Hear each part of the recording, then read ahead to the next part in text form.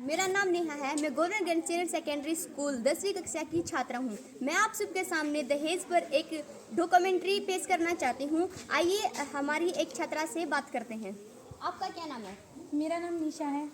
आप कौन सी कक्षा की छात्रा हो? मैं 10वीं कक्षा की छात्रा हूँ। क्या आप दहेज के बारे में जानते हो? हाँ, मैं दहेज के बारे में जानती हूँ। आप दहेज के बारे में क्या जानते हो? दहेज जो है वो आज के ज़माने में बहुत ही घातक बीमारी बन चुकी है। पहले एक पिता अपनी बेटी को कुछ सामग्री उपहार के रूप में देता था, लेकिन आज के समाज में वह एक बहुत ही बड़ी घातक बीमारी का रूप ले रही है। जैसे कि पहले स्त्रीधन, इसे स्त्रीधन भी कहा जाता है, जो संस्कृतियों में इस स्त्रीधन पर बहुत ही ज़्यादा जोर दिया गया है। जैसे पैगंबर साहब ने भी अपनी बेटी को शादी में कुछ बर्तन दिए थे, वो भी उपहार के रूप में। और ऐसे ही जो पिता अपनी बेटी को उपहार के रूप में देता है, लेकिन अब के ज़माने में इसे एक दहेज के रूप में लेने लगे हैं, और वो भी पिता अपनी इच्छा से देता है और अपने हैसियत के हिसाब से देता है। जैसे कि अब शादी अगर करनी है तो उसके लिए कुछ शर्तें रखी जाती हैं, जैसे कि उन्हें सोना, चांदी, रुपया, पैसा ऐसा उन्हें दहेज के रूप में चाहिए होता है। और यहाँ तक यह अचल संधि इस तौर पर टूट पड़ी है कि उन्हें अब मकान और ज़मीन भी चाहिए, और अगर ये उन्हें नहीं मिलते तो वो उनकी बेटियों का शोषण करती हैं, जैसे कि उन्हें शारीरिक और मानसिक उत्पीड़न का सामना करना पड़ता है। उन्हें बहुत ही घातक बीमारियों का सामना करना पड़ता है, और उनको मारा जाता है, उनको पीटा जाता है। ये स्तर कहीं भी हो सकता है, शादी से पहले भी हो सकता है, शादी के बाद भी हो सकता है। शादी के पहले भी उनसे दहेज मांगा जाता है, शादी के दिन भी मांगा जाता है, और उसके बाद भी मांगा जाता है। अगर दहेज न दें तो फिर उनकी जलाकर हत्या कर दी जाती है, और इस तरह ने बहुत ही बुरे कामों में रूप ले लिया। थैंक यू, हमें इतनी अच्छी जानकारी दी और हम आपकी बात से सहमत हैं। तो हम अपनी दूसरी छात्रा को बुलाना चाहेंगे। आपका क्या नाम है? मेरा नाम नीतू, मैं कक्षा 10 की छात्रा हूँ।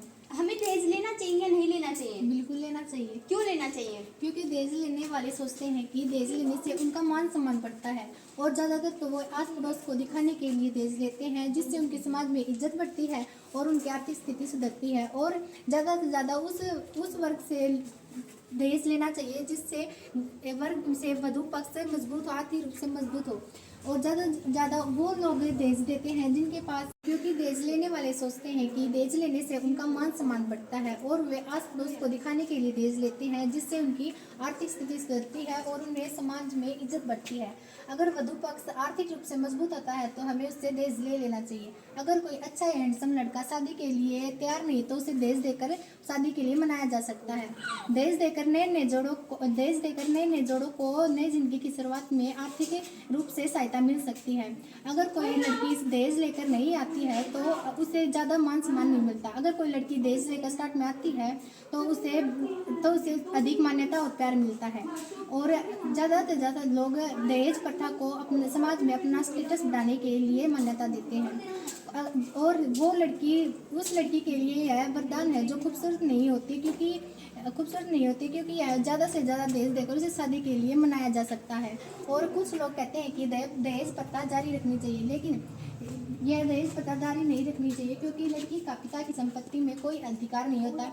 इसलिए यही कहना चाहूँगी कि जो वधु पक्ष आर्थिक रूप से मजबूत होता है उसे दहेज ले लेना चाहिए।